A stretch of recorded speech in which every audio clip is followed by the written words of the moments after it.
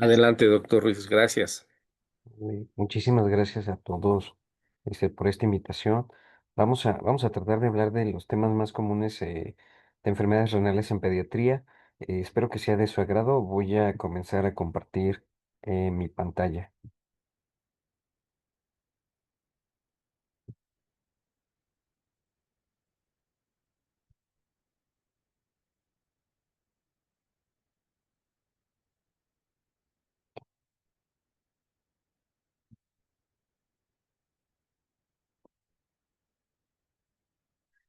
Bueno, vamos a hablar de este tema que se llama enfermedades renales, cuándo referir al nefrólogo pediatra. Pero ¿por qué es importante estudiar las enfermedades renales en pediatría? Pues vamos echándole números y vamos sacando cuentas de cuánto se gasta en enfermedades renales en México.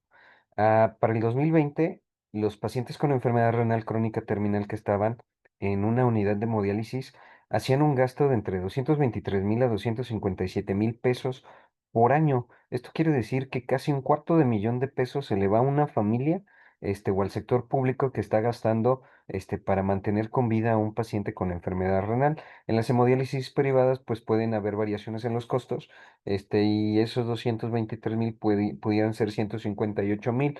Cuando hacemos esta traspolación a los números de un sueldo salario promedio, con salarios de entre 6,000 y 8,000 pesos al mes, pues esto suena irascible, ¿no? Probablemente hay muchas familias que no podrían pagarlo y en esta parte de los temas de la prevención, del cuidado de los pacientes que tienen datos de inicio de enfermedad renal, pues nos pueden cambiar todo este panorama, ¿no? Que nuestra misión sea primero la prevención antes de tratar.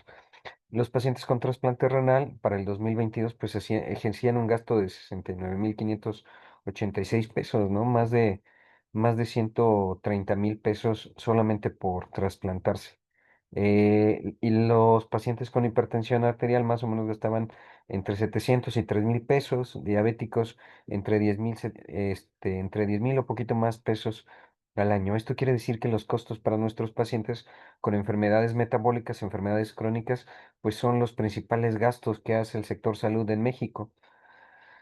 Como lo había mencionado el doctor Víctor, pues tenemos este proyecto liderado por la doctora Gabriela Pedrosa, la doctora Maricruz Ruiz, la doctora Michelle Arechiga y su servidor el doctor Ramón Ruiz. Eh, Estamos tratando de generar eh, estos protocolos para llevar datos fidedignos de cómo está México en relación a las posibles lesiones renales y sobre estos resultados pues poder generar cambios y a lo mejor llevar al Senado de la República ciertas propuestas para que quizá en algún futuro tengamos esta parte del tamizaje renal. Los objetivos de la plática serán identificar los problemas más comunes a referir. Vamos a reconocer los riesgos que tiene cada una de las enfermedades. Vamos a dar un abordaje inicial en la consulta y vamos a identificar la importancia de la colaboración multidisciplinaria. Para no hacer la plática tan larga, pues vamos a hablar de cuatro temas. Uno de los principales que vemos en la consulta, que son las infecciones del tracto urinario, la presencia de proteínas en la orina, hematuria y por último vamos a dar una revisión también a hipertensión. En la consulta, el paciente que tiene algún dato de todas estas cuatro características tendrá que llevar un abordaje inicial. Y nuestras armas más comunes para poder hacer este abordaje, pues es el abordaje, la búsqueda de la lesión renal. Para nosotros es importante eh, tomar estudios en sangre para poder saber cómo están funcionando los riñones. Nuestros estudios más comunes serían la presencia de urea, creatinina, BUN. Por ahí, si nos queda la duda, ya tenemos en la mayoría de los hospitales el uso de cistatina C. Por ahí, si queremos saber o encontrar datos de lesión, nuestra arma más importante es el examen general de orina, ya sea con recolección o toma de muestra única en búsqueda de proteínas. Y por último es el abordaje de malformaciones renales. El principal, pues nuestro principal arma para utilizarse será el ultrasonido renal. Las infecciones del tracto urinario tienen una epidemiología con mayor aparición en los niños menores de 5 años. Y esto es importante para nosotros porque si la detección se hace antes del primer año de vida, ténganlo por seguro que en la mayoría de los casos será una malformación de la vía urinaria. Es más común las malformaciones de de la vía urinaria en los pacientes menores de 6 meses, sobre todo en los varones. Muchos de los niños menores de 5 años que presentan fiebre no van a tener ninguna manifestación, pero ténganlo por seguro que hay un porcentaje chiquito de entre el 1 y el 10%, entre niños y niñas que van a presentar fiebre y se puede asociar a una infección de vías urinarias. De ese 10% de niños que les hicieron fiebre en la consulta, un 8 a un 40% que se presentó en el primer año de vida van a tener una asociación a reflujo. Y esta es una enfermedad tratable, es una enfermedad controlable y prevenible y puede salvar la función renal. Una de las cosas que nosotros tratamos es, pues, cuidar y prevenir todas estas lesiones. Es importante que chequemos nosotros en los niños el control del piso pélvico. El niño puede empezar el entrenamiento del esfínter uretral a partir de los 18 meses y el que lo controla antes de los 36 meses muy probablemente ya no vaya a tener episodios de enuresis el resto de su vida, ¿eh? Es un factor protector el seguir alimentando a nuestros niños con seno materno para todas las posibles infecciones de la vía urinaria. ¿Cuáles son los factores de riesgo? Pues ya lo habíamos mencionado, ser varón y tener menos de 6 meses, ¿no? No estar circuncidado, ser niña menor de 1 año, tener menos de 3 años, pero que hayamos tenido más episodios de fiebre mayores a 39 grados centígrados. A todos los niños que lleguen a la consulta, que no tengan síntomas en esta fase preverbal, hay que hacerles a los chiquitos un examen general de orina. Ténganlo por seguro que un 10% de sus niños, uno de cada 10, puede tener una asociación a una infección de vías urinarias. La desnutrición es un factor de riesgo para presentar infección de vías urinarias. Las malformaciones, y por ahí que oíamos mucho y que vemos mucho los nefrólogos en la consulta, el control de los patrones de evacuaciones, el estreñimiento, es un factor de riesgo importantísimo para generar infecciones de vías urinarias. Me gusta esta clasificación de las guías NICE, que fue corroborada también por la Sociedad Española de Pediatría de las infecciones de vías urinarias. Antes creíamos que las infecciones, todas se tenían que tratar y entonces apareció esta nueva definición que se llama bacteriuria sintomática. Y la bacteriuria sintomática no es otra cosa más que la presencia de bacterias en un examen general de orina que no le produce síntomas. Y estos pacientes que permanecen asintomáticos solamente llevarán vigilancia. Pero sí tendremos que tener atención importante en los pacientes con infección de vías urinarias, no complicadas y complicadas. Por ahí el foquito rojo serán las complicadas. Los españoles dicen infecciones de vías urinarias febriles. Y entonces estas infecciones de vías urinarias febriles se asocian un poquito más a la vía urinaria alta y tienen relación con las pielonefritis y tienen relación con la presencia de fiebre, ¿no? ¿Cuál sería la complicación de tener un paciente con una infección de vías urinarias complicadas? Pues la respuesta en secuencia sería que una de las principales complicaciones sería la formación de cicatrices renales a una edad temprana. ¿Y cuál sería el problema de formar cicatrices renales a una edad temprana? Pues que esto a su vez puede generar en la presencia de hipertensión a edad temprana. Es el paciente que por ahí tuvo una infección de vías urinarias febriles como único factor de riesgo, llega a los 30 antes de los 40 años y ya está hipertenso, ¿no? Muy importante. Vigilar el niño que controla y el que no controla el esfínter. Muy importante. Hay que preguntarle a los papás, oiga, señor, su niño todavía se sigue haciendo pipí. Y entonces aquí entramos en una división de entre si es un problema urológico o si es un problema neurológico. Tener en cuenta que el niño controla o encefaliza este proceso de la apertura y el cierre del esfínter urinario a voluntad. Este, hasta los 5 años. Entonces, en nuestra consulta no es normal que tengamos un paciente que se está haciendo pipí a los 6 años. Hay muchas revisiones. La Sociedad Americana de Urología Pediátrica, habla de que la mayoría de la asociación, antes de los 6 años, se tiene que hacer una muy buena búsqueda, en problemas, sobre todo funcionales, pero en los mayores de 6 años, ya hay una guía que habla que se asocia mucho a problemas, eh, pues a problemas psicológicos, por ahí problemas con la familia, problemas en la escuela, y el tratamiento tendrá que ser un tratamiento conjunto, no tan importante esta parte del abordaje, psicológico, psiquiátrico en los niños, que la misma, el DSM-5, en su última revisión, ellos hacen esta explicación de que tenemos que tener, una valoración por psicología, por psiquiatría, para poder tener, una corrección del esfínter. Todos estos niños que tienen disfunción vesical y que tienen la presencia de algún síntoma urinario y o algún signo clínico como fiebre, irritabilidad, anorexia, malestar, vómito, diarrea, tendrán una probable asociación a un problema urinario. Y es que todos nuestros niños mayores de 12 años no presentarán síntomas, pero bueno, los mayores de 12 años sí presentarán síntomas, pero en la mayoría de de las ocasiones, antes de presentar un síntoma urinario, sus niños no los van a tener.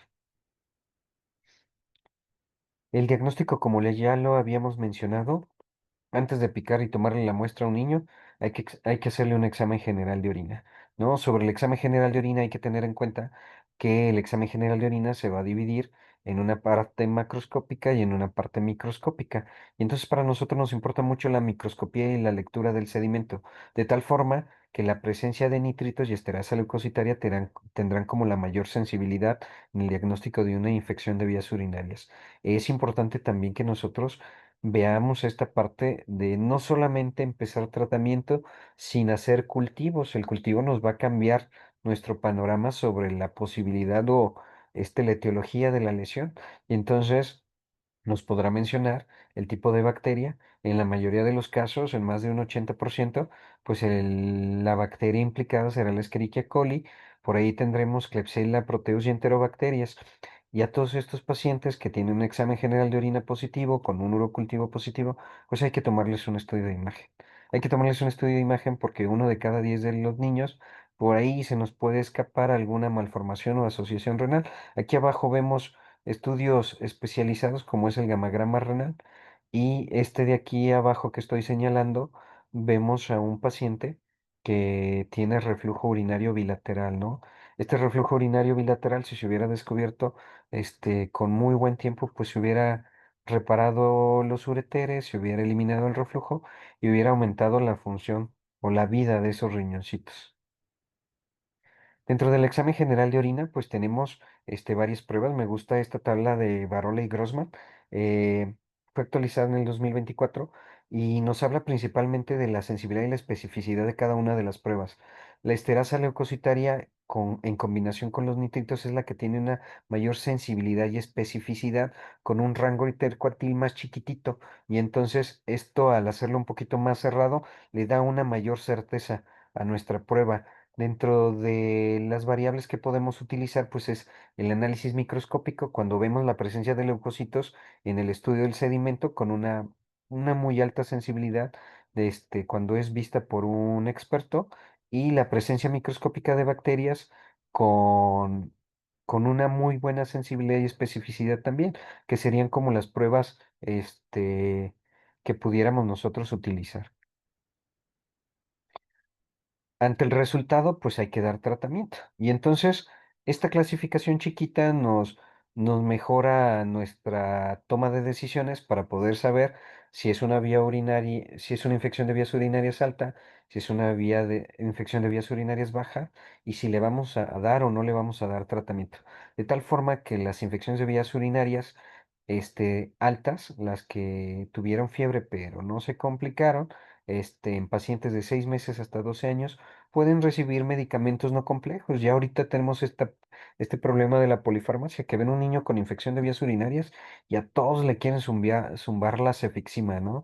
Como cuando podemos hacer el tratamiento con medicamentos muy sencillos como trimetoprim, amoxicilina, o combinar inclusive la sinergia de amoxicilina con ácido clavulánico. Esto es importante. Las infecciones de vías urinarias complicadas, son buenas respondedoras a la amoxicilina con clavulanato. Y entonces hay que darle la oportunidad a los pacientes de usarla. Si no responden entre las 24 y 72 horas, pues hay que cambiar, ¿no?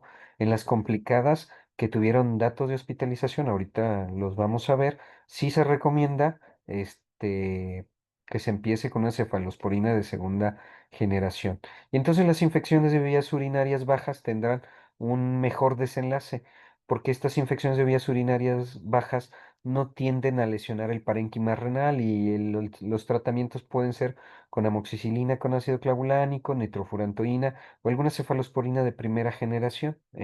Por ahí a nuestros pacientes que tengan bacterias, otra vez lo repetimos, bacterias en ausencia de síntomas no tendrán tratamiento y se clasificarán como una bacteriuria asintomática. Este cambio en los tratamientos, este plan en la modificación de los tratamientos, pues nos ayuda a que modifiquemos la cantidad en días de los tratamientos. Entonces sí tenemos que ser muy cuidadosos porque acordémonos que la infección de vías urinarias altas, que se complica con fiebre, pudiera generar cicatrices y la generación de cicatrices ser un factor de riesgo para producir hipertensión a edad temprana. Y entonces, en las infecciones de la vía urinaria alta en los menores de 24 meses, y niños con pielonefritis, los tratamientos pueden ir desde 7 hasta 14 días. En los niños con pielonefritis aguda, con ataque al estado general, que responden al tratamiento, hay que dar tratamientos vía oral de 10 a 14 días. Pero si hay ataque al estado general sin respuesta al tratamiento, hay justificación para hospitalizarlos y hay que meterlos de 2 a 4 días con tratamiento IV y al terminar los 2 a 4 días podemos mandarlos a casa para que terminen sus 10 a 14 días. Las infecciones de la vía urinaria baja son tan buenas que reducimos los tratamientos, ¿no? En días y ya podemos mandar a los niños con muy buena respuesta con tratamientos tan cortitos como 3 días a tratamientos como 7 días. Y es importante, pues lo que mencionamos, el paciente con bacteriuria asintomática no va a requerir tratamiento. Por ahí tenemos como excepciones las pacientes embarazadas, por ahí tenemos como excepciones el paciente que tiene bacterias, pero que está inmunosuprimido, hay que darle tratamiento, el paciente trasplantado, hay que darle tratamiento. ¿Cuáles serían los criterios de referencias en una infección de vías urinarias? Pues el médico general tiene que mandar al pediatra todo recién nacido que tenga sospecha de sepsis, que tenga menos de 6 meses, y que por ahí sospechemos en infección de vías urinarias. Todas las niñas que tengan un segundo episodio, todos los varones que tengan un segundo episodio de infección de vías urinarias, hay que hacer estudios radiológicos y entonces el que toma la batuta en esta parte del abordaje es el pediatra. Si a esta parte del primer abordaje del pediatra se le agregan anormalidades renales en la exploración con el ultrasonido, en la exploración en las pruebas de función renal, hay que mandarlo al nefrólogo. Si en el momento que su niño tiene una infección de vías urinarias es menor de 5 años y se le toma la presión y está elevada, hay que mandarlo con el nefrólogo. O si en el examen general de orina debuta con proteinuria y con hematuria. Para que no se nos vayan las infecciones de vías urinarias, ¿a quién sí tenemos que hospitalizar?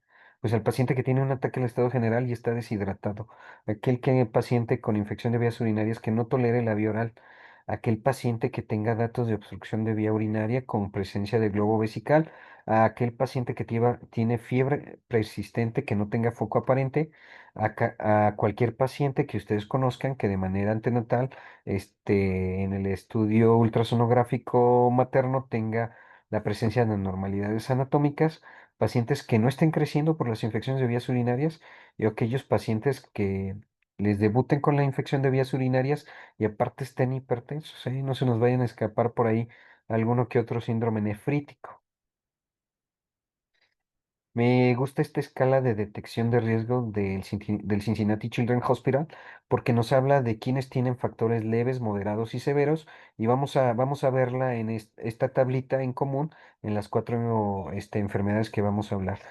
Todos sus pacientes que tengan síntomas de cistitis entran como un paciente con una enfermedad leve, ausencia de fiebre, entran en el rango leve sin antecedentes de infección de vías urinarias y pues la exploración relativamente normal, por ahí un poquito de dolor a la exploración, sin síntomas severos, se pueden quedar en su consulta. Los pacientes con una lesión moderada, una infección de vías urinarias, aquellos pacientes que van y que están con los síntomas inflamatorios de cistitis, esos pacientes que están reteniendo un poquito de orina, esos pacientes que a lo mejor no retienen orina, pero que es el caso contrario, que están con las micciones repetidas, ¿no? Micciones constantes, los pacientes que ya tuvieron un primer episodio de infección de vías urinarias, los pacientes que a la exploración ustedes los palpan y tienen ese globito vesical. Esos pacientes que cuando ustedes hacen la exploración, por ahí les encontramos una fosita anal o les encontramos ese mechoncito en la columna, en la espina, y entonces esos pacientes tendrán que llevar un abordaje diferente y ahí el pediatra ya le tocará hacer los estudios de imagen y sus estudios iniciales de extensión. Y pues, ¿quiénes serían los pacientes de riesgo severo? Esos pacientes con síntomas de pielonefritis, infección de vías urinarias con síntomas urinarios y que tiene fiebre mayor de 39 grados. Todos estos pacientes que en su consulta tengan exploración positiva con una masa abdominal, hay que revisarlos. Acuérdense que entre más chiquitos sus niños, la asociación a una lesión tumoral, generalmente en los menores de 5 años, pues puede ser muy alta, ¿no? Una de las primeras tres lesiones por ahí el tumor de Wilms, así que habrá que descartarlo. Y todos sus pacientes que tengan alteraciones en las pruebas de función renal se clasifican como pacientes de riesgo severo y entonces en la mayoría de los casos todos sus pacientes que tengan en la consulta con todos estos síntomas, pues échenle una llamadita al nefrólogo. Yo creo que esta participación conjunta le mejorará el pronóstico a su chaparro. Vamos a pasar con este tema también interesantísimo, la proteinuria. Podemos ver aquí en esta muestra de pipí cómo se rompen las proteínas al momento de que agitamos el frasquito. Y esto es muy común, ¿eh? Ustedes van al baño y en los pacientes, sobre todo en los nefrópatas ya que empezaron con lesión, ven que no le bajan a la taza del baño y se queda así, infladito, ¿no? Toda esta parte de proteínas ahí en el sedimento flotando en la orina. Y para nosotros, pues es muy importante. Es una de los principales foquitos rojos porque una proteinuria persistente sí le puede producir un daño renal no reversible. ¿Y qué creen? Pues esta puede ser tratada en la mayoría de los casos, ¿eh? Y entonces estos pacientes en muchas de las ocasiones, si no resuelven, van a acabar con el nefrólogo porque hay que ver el tipo de lesión, ¿eh? Y muchas de las veces van a tener una asociación glomerular. Es importante que aunque tengamos en nuestro consultorio una tira urinaria, pues que se complemente con un examen general de orina. ¿Por qué creen? Porque la tira urinaria solamente detecta albúmina y por ahí pues se nos pueden escapar otras proteínas. El porcentaje de aparición de proteínas puede ser de un 5 a un 15%. Esto también se vuelve muy importante cuando hacemos la exploración o la presencia de proteinuria. Hay que ver si nuestro niño tiene o no una infección de vías urinarias, porque al tener una infección de vías urinarias, pues todo está inflamado, ¿no? Y la posibilidad de que libere proteínas, antes de que resuelva el caso, cuando ustedes ya dan tratamiento, pues nos puede generar confusores. Entonces, damos tratamiento y después exploramos, revaloramos entre 2 y 3 semanas para corroborar de que tiene una proteinuria persistente. Por ahí hay el término que se llama proteinuria transitoria y ortostática. Esta proteinuria no tiene relación con enfermedad renal y algo que sí les pedimos en el momento de que ustedes tienen la sospecha, que seamos pacientes, no porque esté en su consultorio lo mandemos corriendo al hospital para corroborarlo. Hay que tranquilizar a los padres y hay que decirles que la mejor muestra será la muestra que se da por la mañana. ¿Quién es el culpable de todo esto? Pues el culpable de todo esto es la barrera de filtración. Aquí vemos el glomérulo cómo ultrafiltra. Ultrafiltra es generar pipí y cómo depura, cómo saca todas las toxinas. Y entonces, dentro de esta región glomerular se aloja nuestra barrera de filtración. La barrera de filtración compuesta por el podocito que tiene esta forma como de pulpito. Ese pulpo a su vez tiene piecitos, son estos que estoy señalando, y entre los piecitos, aprendimos que está una cosa que se llama slip diafragmático, de tal forma que la barrera de filtración la integrarán, el endotelio capilar fenestrado, la membrana basal glomerular y el mismo podocito. Y entonces, dentro de este abordaje, pues encontramos que en el slip diafragmático hay proteínas específicas que nos ayudan a permear. o repeler la cantidad de proteínas. Y ya aprendimos que hay alteraciones específicas. Por eso cuando vemos proteínas en la pipí, pues hay que hacerle un examen general de orina y hay que darle seguimiento para si hay remisión o no remisión del tratamiento, con el tratamiento. Y pues importantísimo en pediatría, ¿no? Una de las principales enfermedades renales, glomerulares que produce proteinuria, pues es el síndrome nefrótico, ¿no?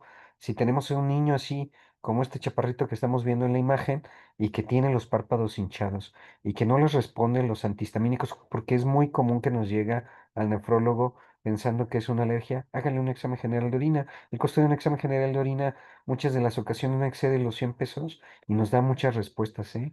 ¿Por qué es importante descartarle un síndrome nefrótico? Porque entre 2 a cada 7 casos, aparece de 2 a cada 7 casos por cada 100.000 niños. En el Hospital Infantil de México se hizo una descripción de 40 casos por ser un centro de concentración, donde muchos de los niños que se tratan a tiempo tuvieron muy buena respuesta. Esto es importantísimo. La edad de presentación de los niños con un síndrome nefrótico va desde los 2 hasta los 10 años, pero tienen un muy excelente pronóstico cuando aparece entre los 2 a los 6 años. Por eso el interrogatorio y el abordaje y la edad cuenta.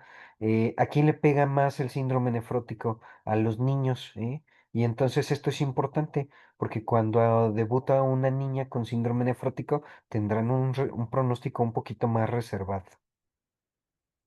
La clasificación, pues hay que saber si es una lesión primaria o es una lesión secundaria. Y dentro de este abordaje o los avances de la ciencia, pues aprendimos que en el slide diafragmático, en esta partecita donde está la letra D, pues ya tenemos proteínas específicas, asociadas a genes específicos como la podosina, la nefrina, proteínas asociadas al gen WT1, WT2, etcétera, etcétera, que tienen asociaciones inclusive hasta neoplasias. La histología más frecuente en los niños que debutan en las edades normales, generalmente en los preescolares, es asociado a la enfermedad de cambios mínimos. Por eso es importante que el pediatra haga el reconocimiento y dé el tratamiento a tiempo, porque ¿qué creen?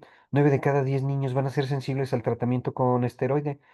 Por ahí un 10% de los chiquititos van a acabar con el nefrólogo porque no van a tener respuesta. Y entonces de este 10%, entre 3 y 5 niños que quedaron, pues no van a tener respuesta porque probablemente tengan una lesión compleja o tengan alteración en la zona del slit diafragmático y probablemente por esa modificación genética no van a responder a ningún medicamento. ¿Cuáles son los factores de riesgo? Aunque los niños con síndrome nefrótico pueden debutar en un 25% con hematuria, en un 20% con hipertensión y un 3% con insuficiencia renal, es importante que los tengamos en mente porque esto puede agravar el factor y probablemente se asocia a una lesión glomerular compleja. Ya lo habíamos mencionado, al debut de ser una niña, le conlleva mayor riesgo. La fisiopatología, ¿cuál es? Pues la explicación más sencilla era, el niño pierde proteínas por la orina, se pierde esta parte de la presión oncótica y entonces cae en un proceso de hipoproteinemia, y esta hipoproteinemia pues hace que gane la presión hidrostática y por lo tanto se hincha, ¿no? Pero esto no completaba el cuadro fisiopatológico porque por ahí había activación del sistema renina-angiotensina-aldosterona, coexistía con hipovolemia y tuvimos que buscarle un poquito más y nos dimos cuenta que los niños con síndrome nefrótico tienen una alteración en los canales epiteliales para el sodio y por eso nuestros pacientes con un síndrome nefrótico tienen que cuidar la cantidad de líquidos y tienen que cuidar la ingesta de sal. El diagnóstico en el consultorio está conformado por una tetrada. La tetrada es tres datos de laboratorio y un dato clínico. Nuestro dato clínico principal es el edema. Después de ahí la hipoalbuminemia. Tener en cuenta que generalmente los niños cuando ya empezaron con actividad del síndrome nefrótico tienen albúminas menores de 3, y no es hasta cuando llegan a albúminas menos de 2,5 que se comienzan a hinchar. Hay una presencia de proteínas en orina y en los niños no es necesario, en los chiquititos, hacer la recolección de 24 horas. Lo podemos sacar por índice. Por índice tienen un índice de proteínas creatinina urinaria generalmente mayor de 2. O en los adultos o en los niños más grandotes más de 3,5 gramos en 24 horas, o cuando la sacamos por metro cuadrado hora, para que se traduzca a un síndrome nefrótico, tendrán más de 40 miligramos metro cuadrado por hora. Y el último dato de laboratorio será la hipercolesterolemia. Con estos cuatro datos completamos la tetrada y podemos hacer el diagnóstico de síndrome nefrótico. El tratamiento inicial que puede dar el pediatra es el uso del esteroide. Eh, Hay muchos esquemas. El esquema más utilizado, el esquema convencional, es el uso del esteroide a 60 miligramos metro cuadrado día. El tratamiento se da por 6 semanas y se tiene que dar un descenso a 40 miligramos metro cuadrado en días alternos, que puede ir de 8 semanas, desde 6 hasta 8 semanas, pero no más de 12 semanas, porque no se ha visto como cambios o significancia estadística. Esto es importante porque el niño que comienza el descenso, que ya terminó el tratamiento de las 6 semanas como máximo en fase intensiva y que no tiene respuesta, podrá clasificarse en un niño como esteroide resistente, o prednisona resistente o córtico resistente. Y el paciente que después de 15 días del descenso, empieza otra vez con proteínas y que ya había tenido remisión, clasificarlo como córtico dependiente, o clasificarlo como córtico sensible si tuvimos respuesta completa. Porque es importante que este manejo sea en conjunto, porque los niños pueden tener recaídas infrecuentes y recaídas frecuentes. Entonces, este niño que completó el esquema de tratamiento 60-40 probablemente vaya a tener buen pronóstico y no vaya a necesitar ni siquiera del nefrólogo, ¿eh? Pero los niños que se convirtieron a resistentes al fármaco, pues van a tener probablemente recaídas y van a necesitar dosis continuas de esteroide, y por lo tanto muchos de ellos pudieran convertirse en córticos resistentes y van a necesitar la biopsia renal para descartar algún proceso secundario. Volvemos otra vez a nuestra tablita de la escala de riesgo del Cincinnati Children's Hospital. Un paciente con riesgo leve es aquel que en las revisiones anuales se mantiene asintomático, que tiene presiones arteriales normales, que no tiene datos de edema y que sigue creciendo sin alteraciones. Un riesgo moderado lo va a llevar a aquel paciente que necesita estudios, porque debutó con hipertensión, porque les debutó con disuria, poliacuria, y urgencia urinaria, incontinencia, hematuria, macroscópica, pero que no tenga datos de edema. Esto es importante, el no tener datos de edema, pues nos habla de un control parcial, y mientras no tenga alteraciones en la presión arterial, pues pudiera seguir todavía el manejo con el pediatra. Hay que mandarlos con el nefrólogo a todos los pacientes que tengan datos de lesión severa, que persista el edema, los pacientes que tengan hipertensión, los pacientes que tengan hematuria macroscópica o que tengan datos de lesión tubular, los que no crecen porque tienen falla de Medro. Por ahí hay una asociación a disminución en la síntesis de vitamina D, los pacientes que tienen glucosuria, los pacientes que tienen acidosis metabólica de manera persistente, y hay una asociación a raquitismo. Continuando con nuestro siguiente tema, pues importantísimo, la hematuria, y lo vemos muy común en la consulta. La hematuria se define como la presencia normal de hematías en la vía urinaria que procede del riñón o de la vía urinaria baja, ya sea visible a simple vista o no, y la vamos a poder clasificar en cuanto al momento de aparición durante la micción, ¿eh? este, la podremos clasificar en relación a la cantidad. Acuérdense que la sangre en la orina es súper aparatosa, de tal forma que un mililitro puede teñir por completo un litro de pipí, un mililitro de sangre. La hematuria también se puede clasificar por la duración y si produce síntomas o no produce síntomas, de tal forma que la hematuria sintomática nos tranquiliza un poquito, porque muy probablemente no sea glomerular. La hematuria de la vía urinaria con cambios en la coloración, pues sí se puede asociar a lesiones glomerulares y generalmente no produce síntomas. Vamos a clasificarla primero en glomerular o no glomerular. Cuando es glomerular, el origen generalmente pues es del riñón, directamente de la vía urinaria alta. El color de la orina, cuando es glomerular, es color marrón. Y podemos hacer una prueba bien sencilla. Le pedimos a su niño, hay que pedirle porcentaje de eritrocitos dismórficos para aumentar la sensibilidad de la prueba, porque a lo mejor muchos de ustedes han leído que desde un 20% basta para sugerir que es glomerular. Aumenta la sensibilidad de la prueba si tenemos más del 80% de matíes dismórficos O si vemos acantocitos en la pipí, la presencia de cilindros también es sugerente de una lesión glomerular, porque solamente tenemos cilindros en el riñón, no hay cilindros en la vejiga. La presencia de proteínas en rangos nefróticos también es una sugerencia de lesión glomerular que esté asintomática. Y por ahí, pues en los niños la causa más común es la de cambios mínimos, la asociación a la nefropatía por IgA, y por ahí podemos tener lesiones complejas, a lesiones vasculares o autoinmunes como el lupus. Y si se fijan la diferencia en las lesiones no glomerulares, pues son orinas brillantes, rosadas, no hay dismorfia de los hematíes, generalmente no hay cilindros, es sintomática, esto es muy importante, la hematuria no glomerular es sintomática, se asocia a litiasis, pero ojo, una hematuria glomerular sintomática hay que descartar que no tenga un tumor, ¿eh? Y es importante para nosotros en cada uno de los tipos de hematurias, pues tratar de hacer estos estudios clave.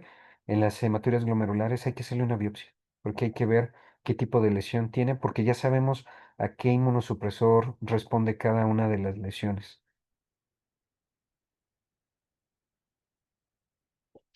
Este abordaje del Children Kidney Disease, se me hace como muy interesante y creo que es una, es un flujograma muy resumido, eh, y lo hace con tiras reactivas, ¿no?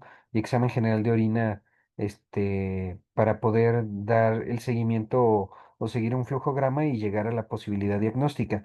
Cuando tenemos una orina roja, que se mantiene asintomática o una orina, microscópica, pues para nosotros es importante vigilar que, que no tengamos positividad en la tira reactiva, vigilar que no esté positivo el examen microscópico. Y entonces, muchas de las ocasiones vamos a asociarla a pigmentos, el uso de medicamentos, el uso de alimentos, por ahí muy común, ¿no? El niño que estaba en su casa y que de repente le grita a la mamá, mamá, mamá, estoy orinando sangre porque ve la orina de otro color y que se comió unas obleas, ¿no? Esa es una hematuria asociada a pigmentos. Cuando sale positivo en la tira reactiva, pero en el examen microscópico sale negativo, pues por ahí se puede asociar a mioglobina o hemoglobinuria. Cuando sale positivas ambas, eso se convierte en una hematuria macroscópica porque es visible para nosotros y hay que diferenciar si es no glomerular o si es glomerular. Y entonces nos tocará hacer el estudio del sedimento para llegar a la respuesta.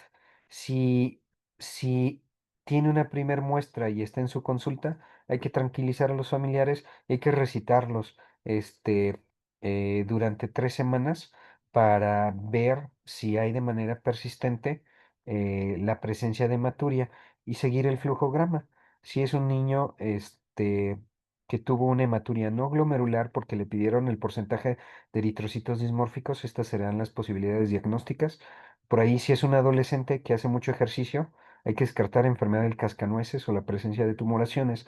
Y cuando son lesiones glomerulares, pues sí, la biopsia es la que les va a dar el diagnóstico y aquí hay que referirla, principalmente al nefrólogo. Volvemos a nuestra escala de detección de riesgos del Cincinnati Children's Hospital. Un paciente con un riesgo leve, todo aquel que se mantiene asintomático, sin alteraciones en la presión arterial, que no tiene edema o que no tiene proteínas en la pipí. Con riesgo moderado, el que ya tiene síntomas, disuria, poliacuria, urgencia urinaria, incontinencia, sin datos de edema o presión arterial elevada, y el severo, hematuria macroscópica con datos sugestivos de daño renal. Todos los que tengamos cambios en la coloración de la orina, que veamos alteraciones en el porcentaje de eritrocitos dimórficos, hay que mandarlos al nefrólogo y se convierten en pacientes de un riesgo severo. Estos pacientes que entran en la definición de un paciente con un riesgo severo son los que probablemente evolucionen a lesión renal y pues por eso es importante que lo sigamos viendo. Vamos a continuar con el último tema, la hipertensión arterial. Para nosotros esto es importante porque la hipertensión, que se asocia a hematuria, la hipertensión que se asocia a proteinuria, generalmente tiene una asociación a una lesión glomerular, pero pues es importante saber a quién sí y a quién no le vamos a tomar la presión arterial en el consultorio. Y entonces, esto es importante para nosotros porque pues la hipertensión arterial es la muerte silente, es una enfermedad subdiagnosticada. Para 1988, hace tantos años, había más de 30 millones de pacientes hipertensos que no sabían. Y esta es una enfermedad que afecta un poquito más a los niños contra niñas.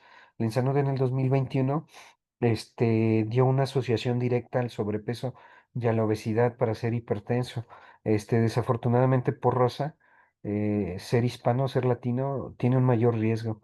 La prevalencia de hipertensión en México y el mundo ronda entre el 3,5 y 6%, pero es más común, se presenta en uno de cada cuatro adultos, de tal forma que la distribución se mantiene casi pareja, entre 24 y 26% entre hombres y mujeres. Es importante que aprendamos que, como vemos en esta diapositiva, la hipertensión que aparece en el paciente pediátrico tiene una alta asociación a problemas renales. De tal forma que los dos personajes que tienen que valorar la hipertensión, cuando nosotros lo corroboramos en el consultorio, tendrá que ser primero el nefrólogo y después el cardiólogo. Y por ahí si tiene algún otro factor de riesgo, pues ya te podremos hacer el abordaje. Y es que si existen condiciones especiales en sus niños que les llegan a la consulta que tendrán que tener una medición de la presión arterial, ¿eh? Todos aquellos de esos niños ahora con el uso de pantallas que duermen menos de 7 horas o que duermen menos de la cantidad de horas normales que les tocan para su edad, pues tienen problemas de hipertensión, ¿eh? También nosotros como adultos, los niños pretérmino, el haber nacido con menos de 2.500 gramos es un factor de riesgo para desarrollar hipertensión, tener sobrepeso, obesidad y por supuesto los pacientes que son expuestos a tabaquismo, el tabaquismo, el solamente ser un fumador pasivo te conlleva un mayor riesgo a tener hipertensión y pues como lo habíamos visto, todos los pacientes con una lesión renal preexistente tienen un factor aumentado para hacer o tener hipertensión. La clasificación, esta tablita del 2017 que muestra en los niños de 1 año a 13 años y en los niños mayores de 13 años, podemos ver que básicamente tenemos el manejo de percentiles. Un niño que tiene su presión normal es aquel que está por debajo del percentil 90. Un niño que entra en el rango se describe con una presión elevada es aquel que tiene una presión arriba del percentil 90, pero menos del 95 o 120/80 al debut. En estadio uno más del 95 o menos del 95 más 12 y en estadio 2 más del 95 más 12 o que les debuta con más de 140/90, ¿no? Si se fijan en la tablita de los niños mayores de 13 años, pues prácticamente el manejo es casi igual al del adulto, en cuanto a la descripción de la categorización. Este flujograma me gusta mucho porque hay que aprender a tomar la presión arterial, ¿no? Y entonces hay dos técnicas para tomar la presión. Una es por oscilometría, que es el método automático con su esfigmo en el consultorio, y la otra es por auscultación. ¿Cuál tendrá mayor sensibilidad? Pues el que ustedes escuchan en su consultorio con el estetoscopio y su baumanómetro, ¿no? Por ahí es importante saber que sus esfigmos, sus baumas se descalibran y entonces todo aquel paciente que les llega por primera vez al consultorio con una presión mayor de 90, hay que dejarlo descansar y hay que tomarle la presión en 2 veces diferentes y promediar. Si el promedio es igual o mayor a 90, este, hay que continuar el abordaje. Si es menor a 90, lo mandamos a su casa y lo citamos en 3 meses. Si se repite la presión con un promedio mayor de 90 y se hizo la corroboración de manera auscultatoria, pues hay que clasificarla, ¿no? Y hay que ver qué tipo de presión arterial tiene, en qué rango se encuentra y hay que darle vigilancia y muchos de ellos pues hay que terminar el abordaje. Esta tablita nada más nos muestra la diferencia de las presiones arteriales por edades. Se fijan que en esta tablita, a diferencia de la que vamos a ver para los niños más grandecitos, solamente tomamos las semanas de gestación y el peso, para la edad por ahí también puede influir. Y las nuevas tablas de presión arterial, las que usamos, a partir del 2017, pues ya nos miden a nuestros niños y entonces hay que buscarle en qué percentil de estatura está, si es hombre o si es mujer, y hay que asignarlo o hay que clasificarlo en la tabla de presión. Les traigo un ejemplo. Es una niña de 7 años que mide 120 centímetros y tiene una presión arterial de 106/80 milímetros de mercurio y entonces si mide 120 centímetros, y vamos a clasificar la presión arterial diastólica, pues vamos a clasificar esos 106 milímetros de mercurio. Primero hay que ver en qué percentil está, y entonces si mide 120 centímetros, está en talla en centímetros en la percentil 10, y buscamos después, vamos a localizar la presión arterial sistólica, y al tener su niño, bueno, perdón, aquí salió la diastólica. Al tener su niño su niña 72 milímetros de mercurio, esta presión arterial diastólica la clasifica como una presión arriba del percentil 95, pero menor del percentil 95 más 12, y por lo tanto es una paciente con una hipertensión grado 1. ¿Por qué tamizar la presión arterial? Pues porque es importante para nosotros que todo niño mayor de 3 años se le tome la presión en el consultorio al menos una vez al año, porque vamos a prevenirle la morbilidad en los niños o adolescentes hipertensos, disminuye la persistencia de la hipertensión arterial en la edad adulta, y por lo tanto disminuye el factor de riesgo. Se ha asociado la hipertensión a un factor de riesgo aumentado para presentar síndrome metabólico, disminuye el exceso de pruebas, malas clasificaciones y el uso de tratamientos innecesarios. ¿Cuándo medir la presión? Pues a todos los niños que le llegan a su consulta que tienen más de 3 años, una vez al año. A todos los pacientes con factor de riesgo, obesos, cardiópatas que usaron catéteres umbilicales o que tuvieron enfermedad renal comprobada, y o a todos los menores de 3 años que tuvieron algún factor de riesgo. ¿Cuándo hay que referir al paciente? Pues aquel paciente que tiene dos cifras de presión arterial arriba del percentil 90, que ya se lo corroboraron por el método auscultatorio, y o que les presentaron elevación de ácidos o proteínas en la orina. ¿Cuándo referir al paciente? Cuando tengamos alteraciones extrarrenales, y regresamos otra vez a nuestra escala de Cincinnati. Todo aquel que está entre el percentil 90 y el 95 con presiones entre 120 y 80, o 129 menos de 89, que tiene exámenes generales sin alteraciones. Todo aquel que está arriba del percentil 95, pero menos del 95 más 12, con presiones de 130, 80, 139, 89, que solamente tengan alteraciones, como cefalea, por ahí tinitos, entran en riesgo moderado. Pero el paciente que tiene cefalea intensa, vómito, alteraciones visuales, epistaxis, y o tiene presiones arteriales arriba del 95 más 12, presiones arteriales al debut de 140 a 90, o presiones arteriales mayores de 180 a 120, hay que referirlos al nefrólogo. Les dejo esta liga del proyecto Nefrón. Seguimos ayudando, buscando crear este tamiz que salva vidas. Les dejo el QR, el correo del proyecto Nefrón es proyectonefrón@gmail.com. Les agradezco mucho su interés por entrar a esta plática, y pues yo quedo a sus órdenes para cualquier duda. Muchísimas gracias. Muchas gracias, doctor. Luis, muy amable. Quien tenga alguna pregunta nos puede hacerla por el chat o puede levantar la mano y le abrimos el micrófono, con mucho gusto. La doctora Aurora Trápaga, de acá de Toluca, pediatra, nos dice que el uso de esteroides, en el uso de esteroides, las oficinas hacen las guías, yo creo, referidas a cuál esteroide se refiere. Saludos desde Lerma.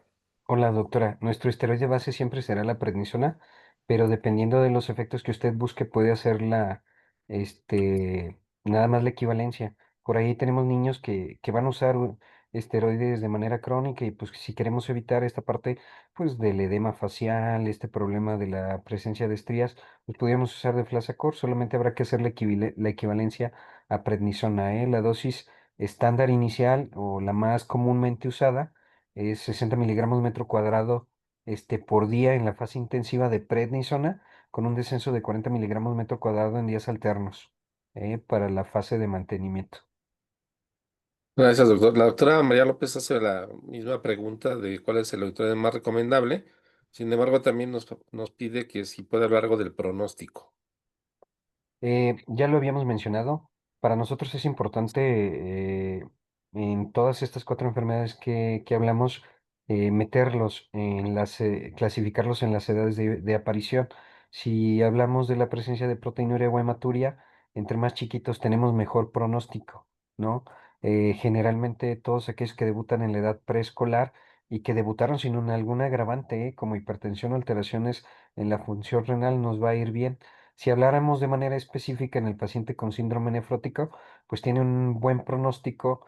El que debuta entre los 2 y los 10 años tiene un excelente pronóstico. El paciente que debuta antes de los 6 años, de los 2 a los 6 años, y que no tiene alteraciones, ¿no? Y que sea varón, básicamente. Gracias, doctor. La doctora Alejandra Gómez Flores, también pediatra y vicepresidente del Colegio de Pediatría del Estado de México, pregunta que a partir de qué edad recomienda incluir la toma de presión arterial en la consulta habitual. En la tablita lo mostramos. Todos sus pacientes que tengan más de 3 años, hay que tomarle la presión arterial al menos una vez al año, ¿no? Todos sus pacientes que tuvieron alguno de los factores de riesgos que mencionamos, hay que tomársela antes de los 3 años de vida, ¿eh? Hay que buscar el brazalete adecuado. Por ahí, sí es importante hacer la toma de presión arterial correcta porque muchas veces pues tenemos un brazalete estándar, ¿no? Y queremos tomarle la presión con el del adulto o el pediátrico al preescolar, o queremos tomarle la presión al lactante. Y entonces si hay que buscar el brazalete. Si gusta, mándenme un mensajito y pues les paso las guías de cómo tomarla. Muchas gracias, doctor. La doctora Trápaga nos vuelve a preguntar, en la escala de detección de riesgo de hipertensión sistémica, la clasificación y presiones en qué edad está hecha. La escala de detección de riesgos de la hipertensión se divide antes de los 3 años a los 13 años y después de los 13 años. Fue basada en una tablita que hace un score que hace el Cincinnati Children's Hospital. Igual les paso la presentación para que puedan consultar la base.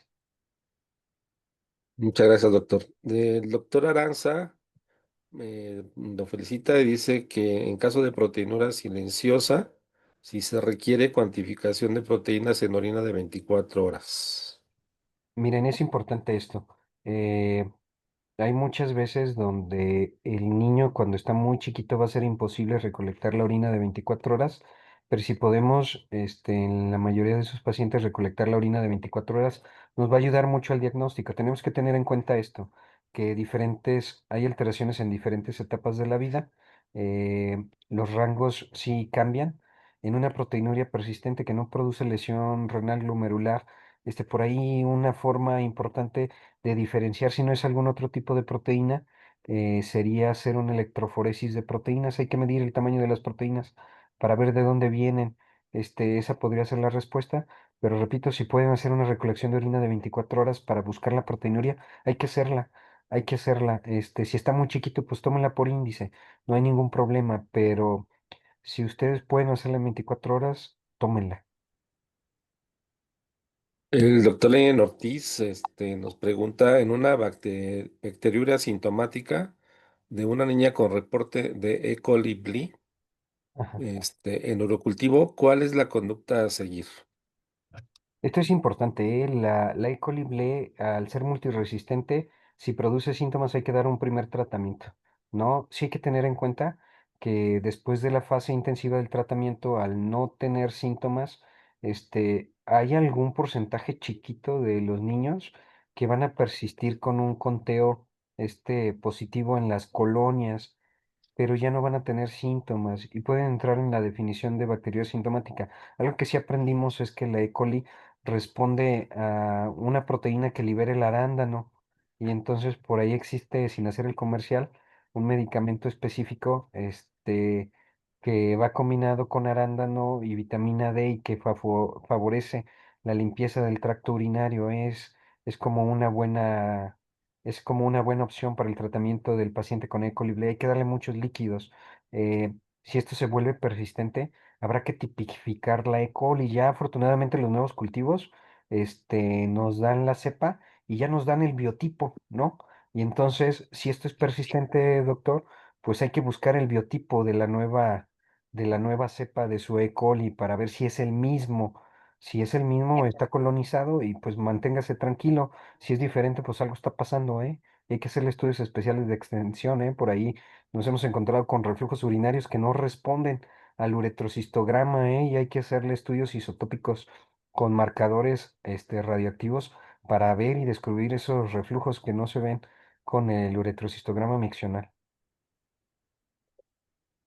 Muchas gracias. Sí, hay varios comentarios sobre las guías. El doctor nos va a hacer favor de enviarlas y con gusto yo se las comparto en el chat de la academia. También los datos del doctor se los comparto en un momento para que los tengan. Y de la presentación y la grabación, en la página de web de la academia, tenemos ahí y vamos a también a subir la grabación de esta plática. Quedan ahí disponibles para las puedan ver cuando gusten. Están las pláticas que hemos podido grabar, están ahí, disponibles. Y esta a partir de mañana también va a estar ahí.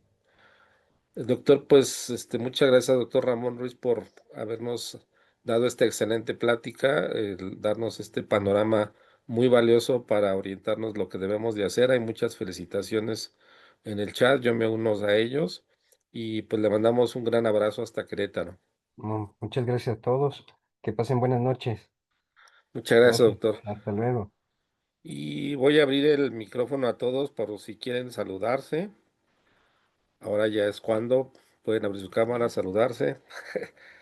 Yo les mando un gran saludo a todos y les agradezco el que hayan estado aquí en la sesión.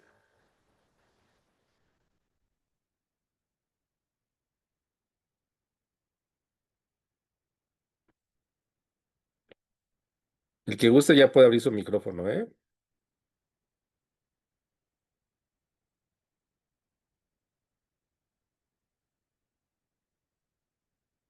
No me abre, vaya.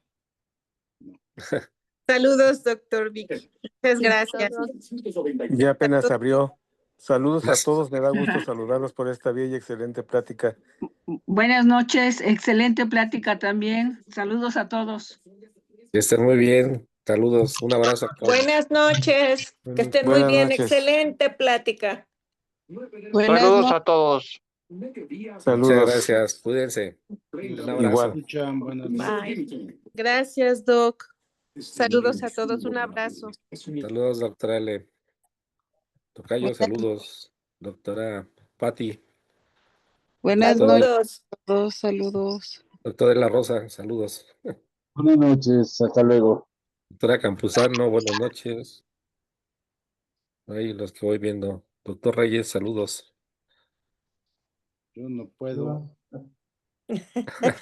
¿Me escuchan? Buenas noches a todos. No. Adelante, doctor, lo escuchamos. Perdón, es que yo no puedo abrir. Ya vi video, ya todo, audio, pero Lo no me. escuchamos. Pero Pero no me da gusto ya verlos. Lo escuchamos y lo vemos. Qué bueno, porque yo no. Pero bueno, me da gusto saludarlos y pues hay que continuar con estos temas que no manejamos normalmente nosotros. Yo sobre todo que no soy pediatra, pero muy interesante, me hizo recordar varias cosas. Pues agradezco la oportunidad de haber asistido a esta reunión. Les mando saludos a todos. Muchas Esté muy bien, gracias. doctor. Hasta Saludos. Un luego. abrazo. Que estén muy bien. Gracias. Hasta luego. Gracias, buenas noches. Buenas noches, hasta luego. Bye. Buenas Bye. noches. Excelente noche, cuídense.